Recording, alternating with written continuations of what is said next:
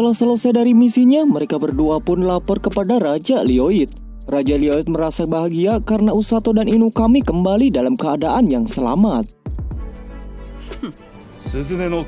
Setelah selesai tanpa berbasa-basi, mereka pun boleh keluar. Tapi Rose dan Siglis disuruh tetap diam di sini karena ada sesuatu yang ingin dipertanyakan. Di luar, Usato dan Inukami didatangi oleh Kazuki dan juga Celia. Mereka sebenarnya khawatir, namun karena sudah kembali dalam keadaan yang selamat, membuatnya menjadi lega. Celia yang melihat mereka bertiga sangat dekat membuatnya iri, bahkan ia ingin bergabung dengannya. Namun Kazuki melarangnya karena mereka bertiga datang ke dunia ini bukan untuk bersenang-senang, melainkan menjalankan misi sebagai seorang pahlawan. Kembali ke dalam istana, Raja Lyoid dan penasehatnya memberi penjelasan bahwa ada serangan monster yang sebelumnya terhadap Usato. Mereka juga sudah menginterogasi salah satu bandit yang ternyata bahwa monster tersebut lari dari habitatnya karena tempat mereka sudah dikuasai oleh pasukan iblis. Di sini Siglis lalu meminta kepada Raja Lyoid untuk memberikan informasi ini kepada para pasukan dan menteri-menteri lainnya supaya bersiap siaga. Sedangkan Rose juga meminta izin untuk menyurvei tempat di mana keberadaan Raja Iblis sekarang. Ketika Rose hampir saja pergi, Raja Lyoid juga meminta permintaan untuk menjadikan Rose sebagai komandannya. Namun di sini dia menolaknya karena mengingat tentang kejadian waktu dulu di mana keegoisannya sudah membuat pasukannya gugur dan juga mata kanannya terluka. Maka dari itu, di sini Rose hanya fokus saja terhadap unit pasukan penyelamat untuk penyembuhan. Dia juga bertekad ingin mencari sekaligus mendidik seseorang murid yang bisa tahan akan kematian, bermental baja, dan kemampuannya melebihi manusia. Mendengar hal tersebut membuat Raja Lyoid terkejut dan terjudu kepada sosok satu orang yang tak lain adalah Usato. Karena pada saat latihannya dulu, Rose melihat bahwa sifat pantang menyerah, tak ingin kalah, naluri hidup, serta kemampuan beradaptasi ada padanya. Singkat waktu di malam hari, Usato mendapat titipan surat dari Rose untuk menuju ke suatu tempat.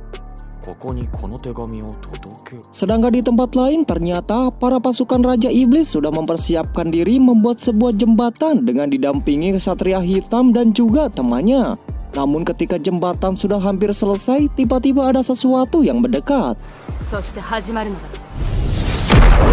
Dari arah atas, sebuah pohon berukuran besar dilempar dan tepat mengenai jembatan tersebut. Orang yang melempar pohon itu tak lain adalah Rose. Dia lalu mundur untuk memberikan informasi ini kepada Raja Lyoid dan bisa mengulur waktu karena kerusakan dari jembatan yang sudah ia rusak tadinya. Di pagi hari, Usato pun menelusuri tempat yang sudah diberikan oleh Rose. Dan setelah ketemu, ternyata itu adalah tempat tinggal milik Orga dan adiknya yang bernama Ururu. Di klinik tersebut, Usato melihat Orga yang sedang menyembuhkan pasiennya. Ia melihat kalau warna hijau milik Orga lebih pekat daripada miliknya yang terang. Setelah selesai, tanpa berbasa-basi, Usato lalu memberikan surat dari Rose kepadanya. Ketika dibaca oleh Orga, tiba-tiba ia memperlihatkan ekspresi yang tertegun. Di samping itu, Ururu yang sedang curhat tentang bagaimana dia bersama Rose. Awalnya ia senang karena dilatih oleh salah satu kepercayaan Raja Lyoid. Tapi setelah pasukan unit dibentuk, ia jadi tidak bersemangat karena latihan yang diberikan oleh Rose di luar nalar, sampai tidak bisa mengikutinya dan akhirnya keluar lalu membuka klinik saja. Beberapa saat kemudian ada seseorang yang meminta tolong bahwa temannya terjatuh dan terluka. Mereka semua pun keluar dan langsung mengobatinya. Usato yang melihat hal tersebut mempunyai pemikiran apakah bisa menyembuhkan seseorang jika dalam keadaan perang. Melihatnya melamun, Orga pun memberikan motivasi, entah siapa dan di mana ketika ada orang yang terluka, maka sembuhkanlah selagi engkau bisa dan mampu. Singkat waktu, mereka pun sudah selesai dan berpamitan untuk pulang ke tempatnya masing-masing. Orga di sini menjelaskan kepada Ururu bahwa siap tidak siap mereka diutus oleh Rose untuk kembali ke tim penyelamat dan untuk membantunya. Sedangkan di sisi lain, di perjalanan, Usato yang sudah membeli makanan untuk Blurin tiba-tiba dihadang oleh seorang anak perempuan. Dia berkata hanya kau yang bisa melihat dan hanya kau yang bisa merubah masa depan. Lalu tanpa menjelaskan maksudnya, perempuan itu pun langsung menunjukkan kekuatannya kepada Usato.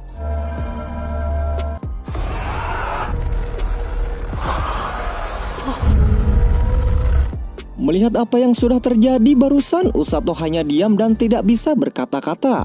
Sedangkan anak kecil itu langsung migrain dan berpesan kepada Usato bahwa dirinya harus bisa berbalas budi suatu saat nanti. Karena kebanyakan bengong sampai tak sadarkan diri, Usato sampai tidak bisa mengejar gadis tersebut supaya bisa menanyakan apa yang sebenarnya terjadi dalam penglihatannya.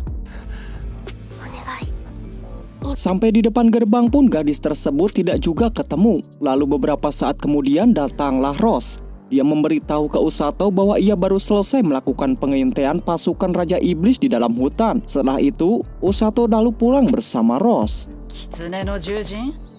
Di dalam perjalanannya, Usato bertanya tentang sosok gadis rubah kepada Rose yang bisa membaca masa depan. Jawabannya adalah ternyata kalau gadis rubah yang dimaksud adalah bangsa Ajin. Bangsa Ajin memiliki bakat sihir langka, bahkan menjadi buronan bandit dan penculik. Kekuatannya bisa membaca masa depan itu pun juga sangat sedikit. Ras yang memiliki kekuatan tersebut harusnya dilindungi. Ternyata Rose tidak pulang ke rumahnya. Dia harus buru-buru pergi melapor kepada Raja Lioid. Singkat waktu, di dalam kerajaan tentang pengintaian sudah disampaikan kepada Raja. Raja pun memutuskan untuk mengumumkan hal ini kepada penduduk dan pasukannya untuk berjaga-jaga jika pasukan Raja Iblis membuat jembatan baru dan mulai penyerangan. Raja juga menyuruh Kazuki dan Inukami untuk menghadap sekarang juga. Inukami dan Kazuki merasa kaget kenapa mereka tiba-tiba dipanggil. Di tempat itu, Kazuki juga bertemu dengan Celia, namun mereka seperti menyimpan sesuatu yang tidak bisa diungkapkan. Lalu, tanpa berbasa-basi, mereka pun langsung menuju menghadap sang raja. Di malam hari, Usato masih kepikiran tentang kejadian waktu tadi siang. Pada saat melamun, tiba-tiba Kazuki datang dan ingin berbicara penting dengannya. Kazuki bercerita bahwa kemarin ia dipanggil oleh sang raja karena peperangan melawan pasukan Raja Iblis akan segera dimulai. Dia sendiri sudah siap. Inukami pun juga sudah matang. Tapi Kazuki tidak bisa tidur dan terbayang-bayang akan sebuah peperangan. Di dalam lubuk hatinya ternyata dia masih ketakutan karena pada saat melawan monster kemarin kakinya sangat gemetaran dan ingin segera kabur. Dia sadar kalau situasi di dunia ini ternyata sudah diremehkan. Terlebih lagi, mungkin pasukan Raja Iblis pasti akan memburunya. Melihat Kazuki yang sepertinya tertekan, Usato pun meneguhkan hatinya. Usato pun berkata, kau ini orang yang gagah pada saat di dunia kita. Berjuanglah, kamu pasti bisa karena ada orang-orang di sekitar kita yang membutuhkan pertolongan. Sebenarnya aku, yaitu Usato, juga takut dalam peperangan. Tapi aku sudah memutuskan untuk membantu orang-orang terdekat walaupun ada banyak kesulitan. Karena bagiku, teman yang bisa tersenyum sangat berarti untukku. Mendengar apa yang diungkapkan oleh Usato, akhirnya Kazuki pun menjadi semangat untuk bertarung dan tidak takut lagi demi melindungi teman-temannya. Dia harus melangkah. Akhirnya mereka pun memutuskan untuk berjuang bersama-sama sebagai seorang teman. Tanpa mereka sadari, ternyata Inukami mendengar pembicaraan mereka. Melihat apa yang terjadi barusan, sebenarnya Usato tak tega lihat Kazuki di medan perang. Tapi Inukami yakin bahwa Kazuki bisa, karena terlihat tadi dia merasa lega alias plong berkat Usato. Pagi harinya, Raja pun mengumumkan kepada seluruh prajuritnya untuk bersiap-siap mencegat para pasukan iblis yang sudah dekat dengan perbatasan. Inukami, Kazuki, dan juga Usato dengan regu penyelamatnya turun untuk ikut membantu. Raja pun memberikan semangat kepada mereka semua untuk memenangkan peperangan ini. Sebelum mereka berangkat, ternyata diam-diam Kazuki menemui Celia untuk meminta doa supaya selamat pada saat menjalankan tugasnya. Celia pun merestui dan menyuruhnya supaya berhati-hati di setiap melakukan tindakan. Sedangkan di tempat lain, Orga dan adiknya yaitu Ururu sudah datang di tempat Usato. Lalu beberapa saat kemudian, Rose yang berada di dalam memanggil Usato karena ada hal yang penting yang perlu dibicarakan. Di hadapannya, Rose memberi perintah kepada Usato untuk bertugas di bagian lini depan dengan tong supaya bisa menolong jika ada yang terluka dan tidak boleh ikut dalam pertarungan. Rose juga memberikan sebuah baju berwarna putih kepada Usato supaya terlihat jelas sebagai seorang penyelamat.